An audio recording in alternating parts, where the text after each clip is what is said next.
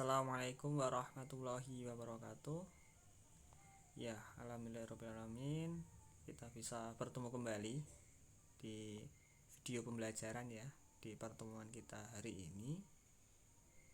Yang insya Allah teman-teman dalam keadaan sehat walafiat, dan harapannya sebelum menonton video ini sudah berdoa secara mandiri terlebih dahulu. Oke. Jadi untuk pertemuan hari ini kita akan melanjutkan tentang masih bab 3 atau KD 3.3, yaitu kita lanjut ke pesawat sederhana. Khususnya kita akan membahas dua jenis dulu, yaitu pengungkit dan bidang miring. Oke, kita lanjut ke slide selanjutnya. Nah, untuk tujuan pembelajaran yang kita ingin capai pada hari ini yaitu ada 4. Yang pertama, peserta didik dapat mengidentifikasi jenis-jenis pesawat sederhana dengan benar. Kemudian yang kedua, peserta didik dapat menjelaskan penggunaan pengungkit jenis pertama, kedua, dan ketiga dalam kehidupan sehari-hari dengan tepat. Dan yang ketiga, peserta didik dapat menjelaskan bidang miring penggunaan bidang miring dalam kehidupan sehari-hari dengan baik. Dan yang keempat, peserta didik dapat menghitung keuntungan mekanik pada pengungkit dan bidang miring dengan baik. Oke, ini keempat tujuan yang harus kita capai pada pembelajaran kita hari ini. Oke, lanjut. Nah, apa saja yang akan kita pelajari hari ini? Yaitu pertama ada apa itu pesawat sederhana. Kemudian selanjutnya yang kedua ada pengungkit. Yang ketiga bidang miring, dan yang keempat nanti ada tugas 2 KD 3.3. Oke, kita lanjut. Pesawat sederhana. Nah, perhatikan gambar berikut. Nah, di sini pada gambar yang bagian kiri itu ada gambar gunting yang sedang menggunting ya, memotong kain atau kertas gitu ya. Nah, jadi apa fungsi gunting dalam kehidupan sehari-hari kita? Itu pertanyaannya. Kemudian yang bagian kanan itu ada seseorang yang sedang mengangkat beban. Nah, dia menggunakan bidang miring nih untuk membantu dia mengangkat beban tersebut. Nah, kemudian ada pertanyaan, apa yang terjadi jika orang tersebut menaikkan beban tanpa bidang miring? Oke. Nah, kedua gambar ini merupakan contoh dari pesawat sederhana, yang mana di sini fungsi gunting yaitu untuk memudahkan kita memotong kertas ataupun kain gitu ya.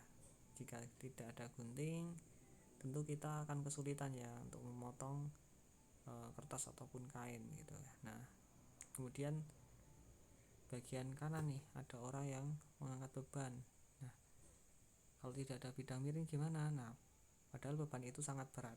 Tentu saja kita akan kesulitan kita mengangkat dari bawah dasar atau dari tanah ke atas gitu ya. Nah, maka di situ ada bidang miring yang membantu memudahkan pekerjaan kita atau pekerjaan kita untuk mengangkat beban ke atas. Oke. Nah, jadi apa itu pesawat sederhana? Pesawat sederhana adalah alat yang digunakan untuk mempermudah dalam mengerjakan berbagai pekerjaan manusia.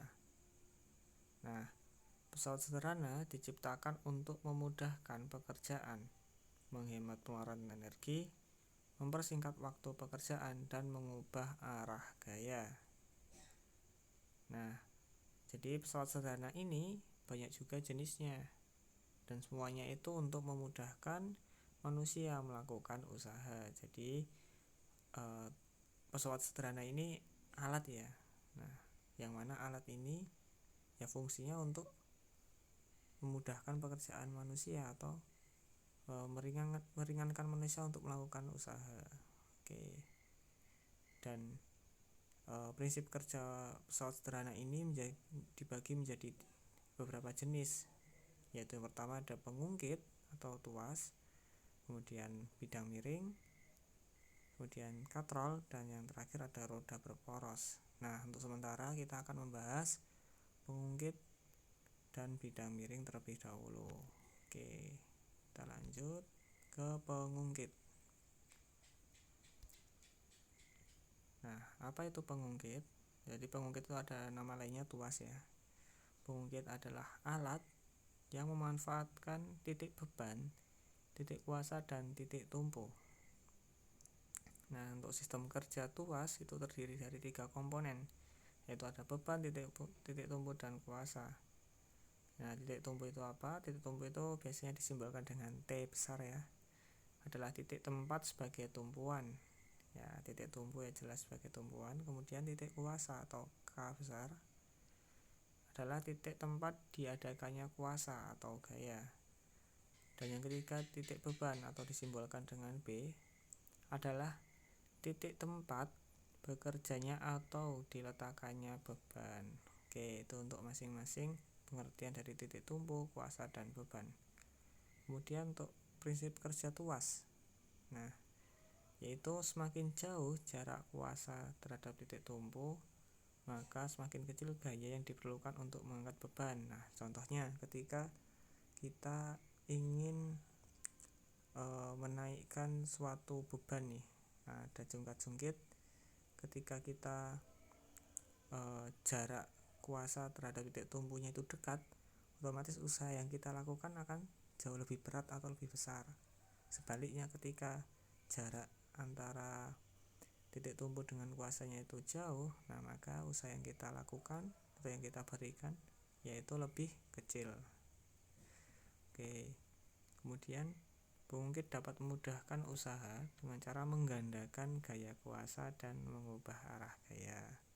Nah, agar kita dapat mengetahui besar gaya yang dilipat gandakan oleh pengungkit, maka kita harus menghitung keuntungan mekaniknya. Nah, di sini ada hubungan antara lengan kuasa, lengan beban, dan kuasanya, serta keuntungan mekanik dari tuas secara matematis dapat dituliskan sebagai berikutnya di bawah ini. Yang pertama, yang paling kiri itu ada rumus W kali LB sama dengan F kali LK. Nah, W itu apa? W itu berat beban dikali dengan lengan beban atau LB sama dengan F atau gaya dikali dengan lengan kuasa. Sedangkan untuk keuntungan mekaniknya yaitu W per F atau berat beban per gaya sama dengan LK per LB, lengan kuasa per lengan beban. Nah, itu untuk rumus dari pengungkit. Nah, kita lanjut ke jenis-jenis pengungkit. Nah, kita akan jadi ada 3 jenis. Yang pertama ada pengungkit jenis pertama atau tuas jenis pertama, yaitu titik tumpu terletak di antara titik beban dan titik kuasa. Nah, diingat-ingat ya, titik tumpu berada di antara titik beban dan titik kuasa. Jadi di tengah-tengahnya titik tumpu. Nah, di sini ada ya semacam yang memudahkan lah, BTK atau ATP. BTK itu ya beban, titik tumpu baru kuasa, atau kuasa titik tumpu baru beban. Nah, untuk contohnya ada tang, gunting, pemotong kuku, catut, paku, timbangan, dan jungkat-jungkit. Nah, disitu ada gambarnya ya bagian kanan. Oke, bisa dilihat titik tumpunya di bagian tengah, kemudian beban dan kuasanya di bagian samping-sampingnya. Oke, kita lanjut jenis-jenis pengungkit.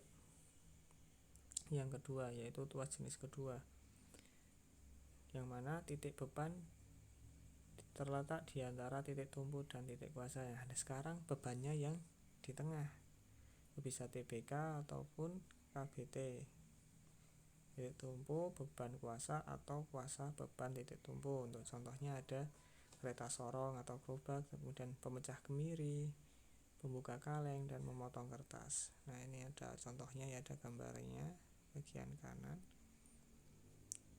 Ini untuk kereta sorong, kemudian pemecah kemiri, kemudian ada pemotong membuka kaleng dan memotong kertas. Oke, itu ya untuk tuas jenis kedua. Selanjutnya kita ke tuas jenis ketiga. Nah, sekarang gantian yang titik kuasanya terletak di antara titik tumpu dan titik beban. Nah, sekarang titik kuasa yang di tengah, bisa TKB ataupun bisa BKT. Untuk contohnya ada sapu, sekop, pinset, atau dan stapler. Nah, itu ada gambarnya juga untuk tuas jenis ketiga. Nah, jadi titik kuasanya di tengah-tengah ya, di antara beban dan titik tumpu. Oke, jadi ada 3 jenis pengungkit ya. Yang pertama, jenis pertama itu titik tumpunya di tengah. Jenis kedua, titik bebannya di tengah. Jenis 3, titik kuasa yang di tengah. Oke, cukup mudah ya. Oke, sekarang kita lanjut ke contoh soal. Nah, di sini ada sebuah batu yang beratnya 900 Newton, kemudian diangkat dengan tuas yang panjangnya 2 meter.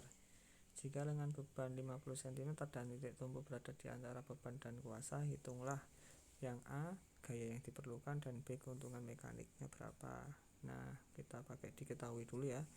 Diketahui untuk W-nya, kita tahu usahanya itu 900 Newton. Kemudian untuk panjang tuasnya itu ada 2 meter. Nah, dengan bebannya 50 cm. Nah, di sini kita ubah ke meter, jadinya 0,5 meter. Kemudian untuk LK-nya berarti ya udah.